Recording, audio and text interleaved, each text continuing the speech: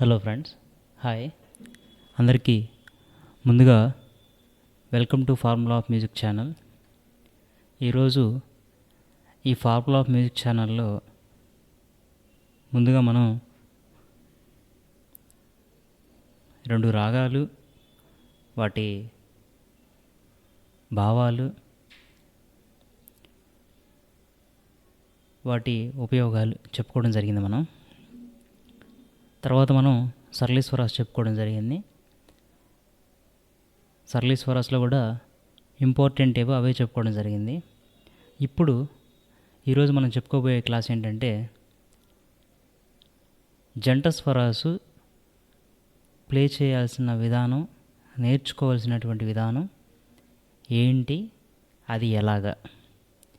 మామూలుగా జంట స్వరాసు అనేసరికి ఆ జంట స్వరాసు మనకి ఎలా చెప్తారు? అందరికీ తెలిసిన విధానం ఏంటంటే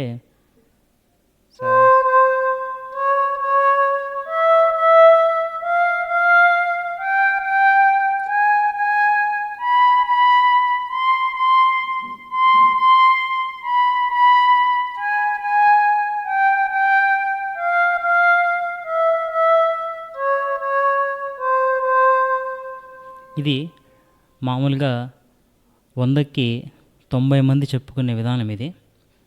బట్ కానీ ఇది డ్రైగా ప్లే చేసే విధానం అనమాట. కానీ నేర్చుకునేటప్పుడు మామూలుగా సరళి స్వరాస్ ప్లే చేసిన వాళ్ళు ఎవరికైనా సరే ఆ విధానం తెలుస్తుంది. బట్ కానీ జంట స్వరాస్లో మనం నేర్చుకోవాల్సిన విధానం ఏంటంటే చాలామంది దీన్ని నెగ్లెక్ట్ చేస్తారు. అసలు నేర్చుకోవాల్సిన విధానం ఇది. మనకి సాంగ్స్లో ఉపయోగపడే విధానం కూడా ఇదే. ఇలా ప్లే చేసినప్పుడు మనకి ఒక డిఫరెంట్ వేరియేషన్ రావడం జరుగుతుంది. ఈ టైప్ ఆఫ్ వేరియేషన్ మీకు చాలా సాంగ్స్లో వినపడుతుంది. బట్ కానీ అది న్యాచురల్ ఇన్స్ట్రుమెంట్స్తో ప్లే చేస్తేనే అలా వచ్చింది, మనం ప్లే చేస్తే అలా రాదని చెప్పేసి చాలామంది అనుకుంటూ ఉంటారు.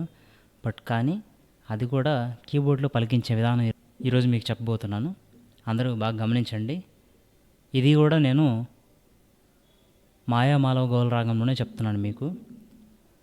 శంకరాభరణ రాగంలో చెప్తే మీకు కొద్ది కన్ఫ్యూజ్ అయిపోతారు, పక్క నోట్స్ ఉంటాయి కాబట్టి. మాయా మాలవ గౌల రాగంలో అయితే మీకు క్లారిటీగా ఉంటుందని చెప్పేసి నేను ఆ క్లారిటీ కోసం దీంట్లో చెప్తున్నాను. అందరూ కూడా గమనించండి, నా ఫింగర్స్ని బాగా చూడండి. చాలా ఇంపార్టెంట్ నాకు తెలిసినంతవరకు ఇది. దీంట్లో వచ్చే 2-3 సాంగ్స్లో బిట్స్ కూడా మీకు నేను ప్లే చేసి వినిపిస్తాను చివరిలో, గమనించండి. వెళ్ళిపోదాం ఇప్పుడు జంట స్వరాస్లో. మనకి జంట స్వరంలో మొదటి జంట స్వరం ఎలా ప్లే చేయాలి. ఓకే, ఇప్పుడు మామూలుగా సా సా అనేది మనం అలా పలికించాం కదా. కానీ ఇప్పుడు మనం చెప్పబోయే విధానం గమనించండి. సాని నీతో గమకం పలికిస్తాం. ఇప్పుడు మనం అంటే మనం ఏ నోట్ని అయితే ప్లే చేయబోతున్నామో ఆ నోట్ని సెకండ్ ఫింగర్ వాడేసి ఫస్ట్ ఫింగర్తో దాని బిఫోర్ ఫింగర్తో మనం ముందు నోట్ని టచ్ చేస్తాం అనమాట. ఓకే, అందరూ బాగా గమనించండి.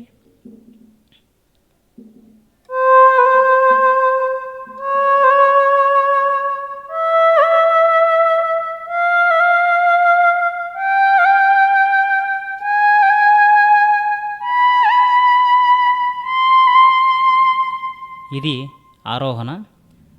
ఇప్పుడు నేను ఎలా అయితే ప్లే చేశానో అది గమనించండి. మనం ఒక నోట్ని పట్టుకొని ఆ నోట్ని వదలకుండా రెండో నోట్ని మనం కదిలిస్తున్నాం. బట్ కానీ కదిలించడం కూడా ఎక్కువ టైం తీసుకోకూడదు. ఓకే, మీరు బాగా గమనించండి, పర్టికులర్ గమనించండి. ఇక్కడ రెప్పపాటు సమయంలో మనం గమకాన్ని ప్లే చేయాలి. ఓకే, ఇప్పుడు ఆరోహణ అయిపోయింది, అవరోహణ చూద్దాం.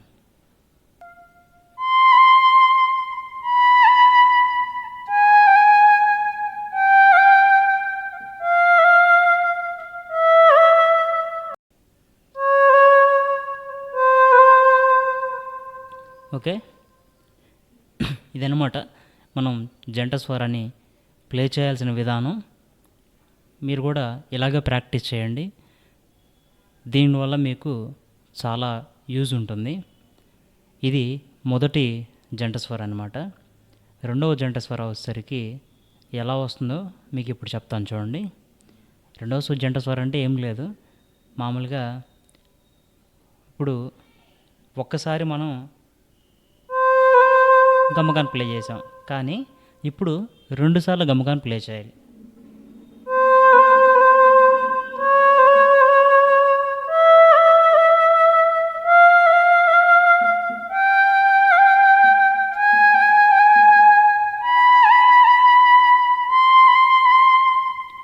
ఇదనమాట ఆరోహణ.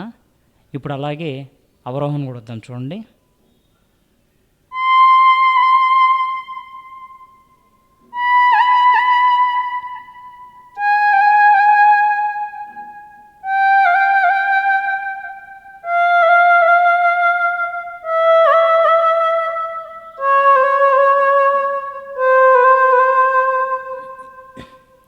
ఇది రెండవ జంట స్వరం అన్నమాట. ఇప్పుడు వరకు మనం ఒకసారి ప్లే చేసాం, అంటే గమకాన్ని ఒక్కసారి టచ్ చేసాం. ఇప్పుడు రెండవసారి గమకాన్ని 2 సార్లు టచ్ చేసాం.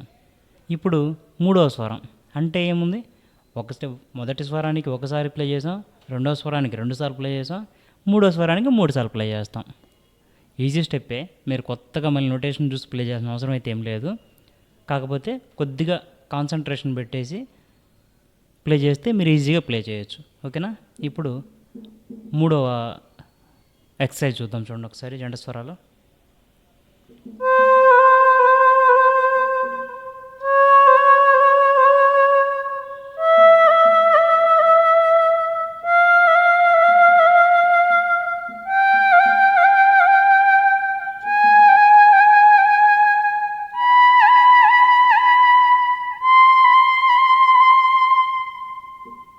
ఆరోహణ అయిపోయింది. అలాగే ఇప్పుడు అవరోహణ చూద్దాం చూడండి.